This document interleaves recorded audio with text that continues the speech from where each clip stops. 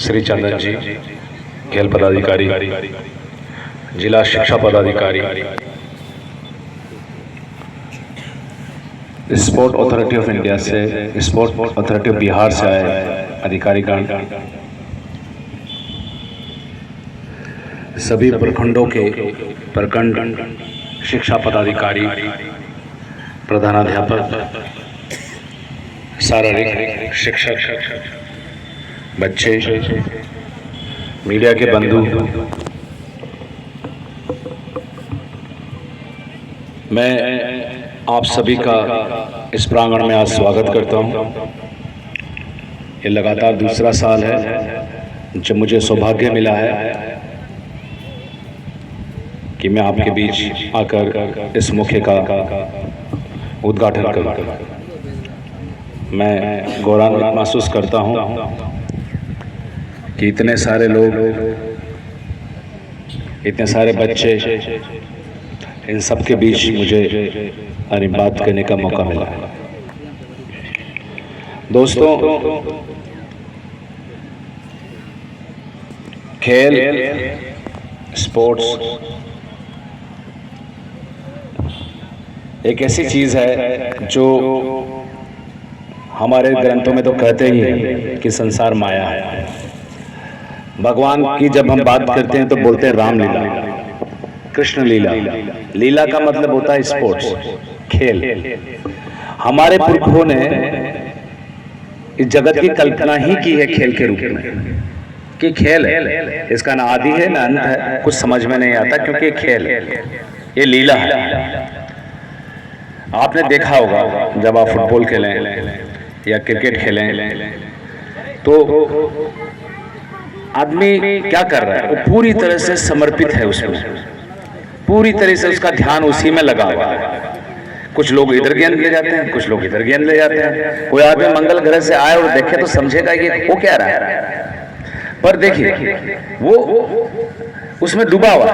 2 घंटे वो दौड़ लिया, किसी से बोले इससे 2 घंटे दौड़िए, बोले नहीं भैया हमसे नहीं दौड़ पाए। खेल ऐसी चीज है जो आपको पूरी तरह से अपने अंदर समाहित कर लेता है, क्यों इस जगत का वो मूल स्वभाव है और आपके भी व्यक्तित्व का वो मूल स्वभाव है खेल। तो जिसके जीवन में खेल नहीं है तो मुझे लगता है कि वो जीवन को ही खो रहा है, मिस कर रहा है।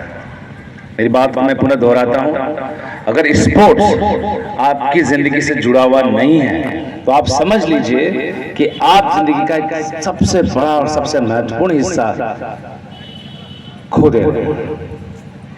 आपका जो भी वजूद है वो क्या है, 5 foot 3 inch, 5 foot 5 inch, 6 foot 2 inch भी है कुछ लोग, पर यही है ना, इसी से सारी चहल पहल है, इसी से सारा नजारा भी रोशन इसी से है, इसी 6 फुट से।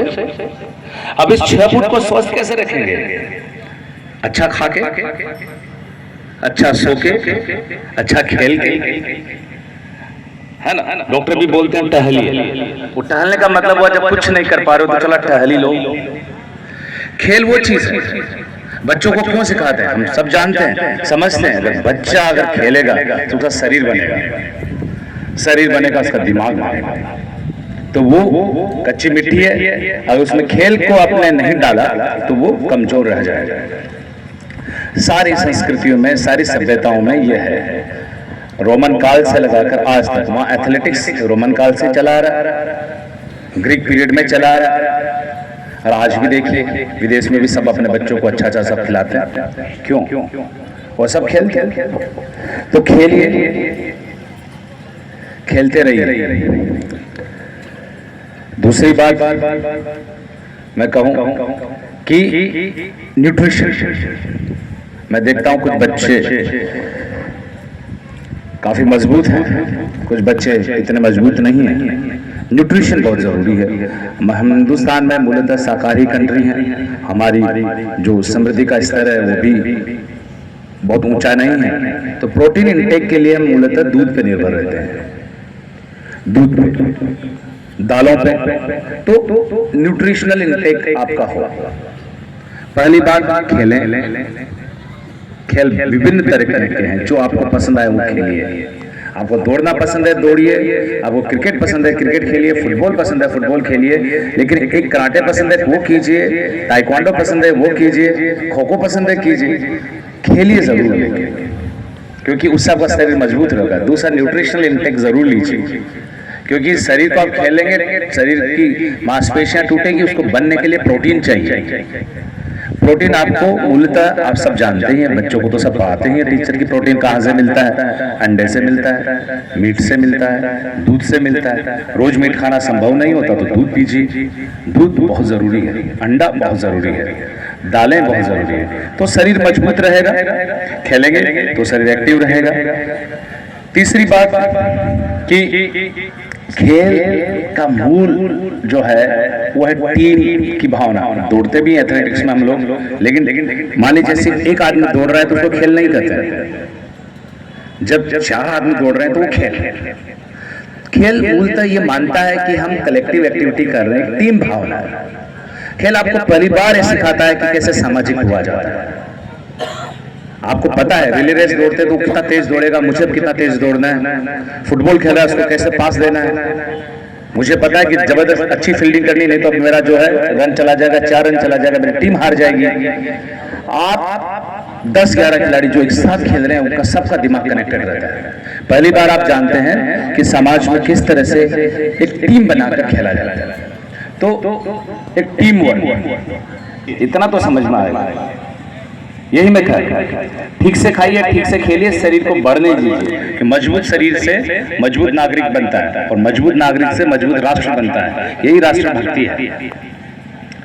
अपने शरीर का आपने ध्यान रखा तो आप समझ लीजिए आपने राष्ट्र भक्ति की। आपका शरीर कमजोर है तो आप खेलते नहीं है तो गड़बड़।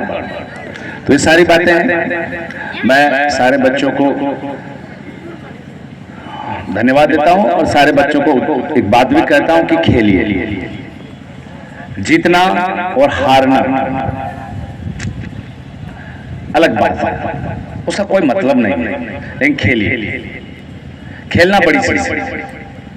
जीत हार तो किसी न किसी की तो होगी, 20 में से कोई ना कोई तो जीतेगा ही और कोई ना कोई तो हारेगा। लेकिन जो खेलता है वो जीतता है। आज नहीं कल जीतेगा, कल नहीं परसों जीतेगा, लेकिन खेला है तो जीतेगा जरूर। और खेलने में अपना पूरा तन्मयता लगाइए, पूरा दिल से खेलिए। कैसे कि आप भूल जाइए कि दूसरा मेरे से आगे कि मेरे से पीछे, आप अपना पूरा दीजिए 100%। तो आपको किसी भी काम में 100% देने की आदत पड़ जाएगी।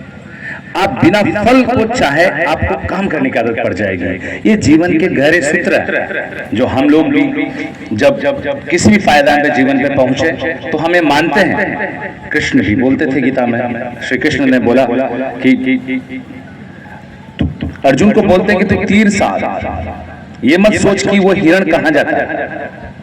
याद है, बोलते हैं कि तू तीर साधो, मत सोच कि वो हिरण कहां जाता है, हिरण जहां जाएगा उसका मन, लेकिन तीर साधने में तेरा जोर है। तो जहां तेरा जोर चलता है वहां तू अपना जोर चला। इसी को सब लोग बोलते हैं। एक बड़ी पश्चिमी किताब लिखी गई एटॉमिक हैबिट्स, कई लोगों ने पढ़ी भी होगी मित्रों ने, वो भी यही बोलते हैं प्रोसेस पे ध्यान देना। तो खेलते समय पूरा समर्पण, वैसे भी इसका मूल स्वभाव है खेल में आप समर्पित नहीं सोचेंगे तब भी हो जाएगा। लेकिन हार जीत में हो सकता है कि ध्यान चला जाए कि मेरे को जीतना है, मेरे को हारना है। आप अपना पूरा 100% डालिए, आप जीतेंगे जरूर। कहीं बार खेलने का प्रोसेस बहुत ज्यादा महत्वपूर्ण होता है बनिस्बत जीत और हार के। पूरा जुनून से खेलिए और मैं आपको विश्वास दिलाता हूं किसी भी स्पोर्ट्स को अगर आपने अपने अंदर उतारा तो जीवन के किसी और पायदान में आप असफल नहीं होंगे।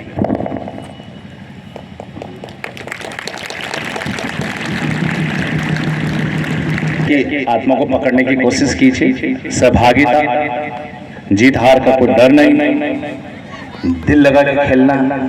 एक शेर मुझे याद आता है गालिब का, वो कहूं कि अपनी बात पूरी करूं। गालिब कहते हैं कि रगों में दौड़ते फिरने के हम नहीं कायल, रगों में दौड़ते फिरने के हम नहीं कायल, जब आंख ही से न टपका तो फिर लहू क्या है।